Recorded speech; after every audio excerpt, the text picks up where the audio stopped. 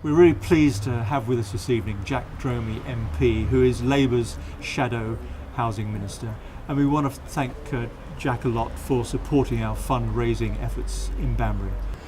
Jack, a couple of weeks ago we heard Ed Balls urging the government to boost capital spending over the next 2 years to stimulate growth. Now, he talked about the possibility of around 400,000 affordable houses across the country, generating possibly 600,000 new jobs. Now, Labour is always on the back foot as the party of tax and spend. How can you convince people that it's a sensible thing to do to borrow even more money? We've got the biggest housing crisis in a generation on the one hand and a flatlining economy on the other. And the bitter irony is that George Osborne is borrowing billions more than he planned for. Now, what we argue is that we should take the advice of the International Monetary Fund. They've said that to get the economy moving, we need a £10 billion boost. We've argued that if you were to spend that £10 billion on investment in affordable housing, it would create desperately needed homes at a price people can afford to rent and buy. It would put an army of the unemployed back to work, create up to 600,000 jobs, 10,000 apprenticeships, and it would be good, therefore, for our economy, our communities, and finally, it would also be good because we've got a whole generation of kids growing up in bad housing on the one hand. We've got a whole generation of old people who are harmed by damp housing on the other. I wonder, Jack, if this is a golden opportunity to build environmentally sustainable and good quality social housing. You know, is there the political will to do this? Yes, there is, because we're very committed to the green agenda of building decent homes, green homes, homes that are energy efficient, because that's right, not just in terms of our obligations but to the reduced carbon emissions, but it's also right in terms of cheaper bills, warmer homes, better places for people to grow up in.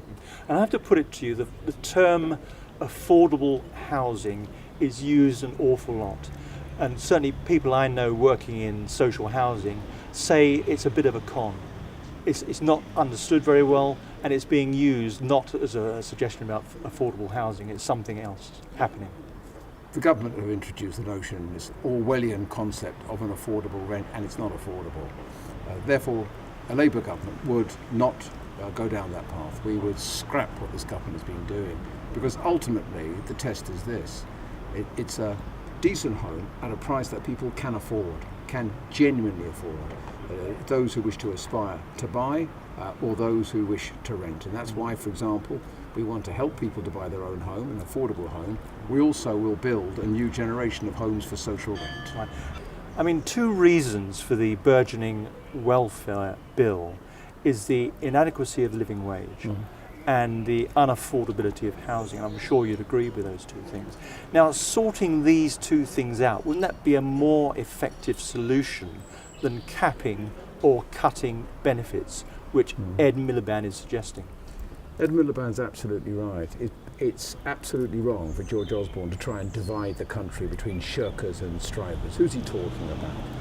What we need is to attack the true causes of that which drives benefit bills up.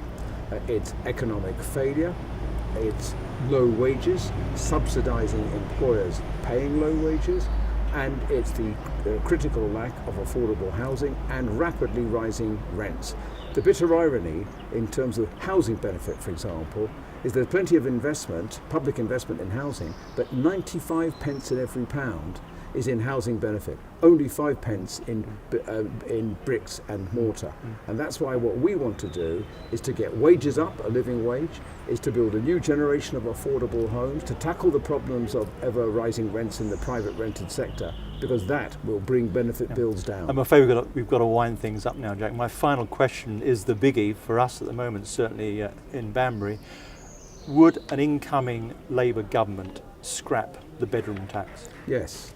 It's an unfair, unjust, iniquitous tax causing pain on a massive scale and costing increasingly the taxpayer more. For example, tenants being forced out of the social sector into the private rented sector. Typically it costs $1,500 more per year per household by way of housing benefit. 2/3 of the people are disabled. If they get forced out of an adapted home into another home which is not adapted, then the council or the housing association has to pay for the home to be adapted. This tax is the most iniquitous tax since the poll tax and has no place in a civilised society. Thank you, Jack, and that's where we'll have to leave it. Thank you very much indeed.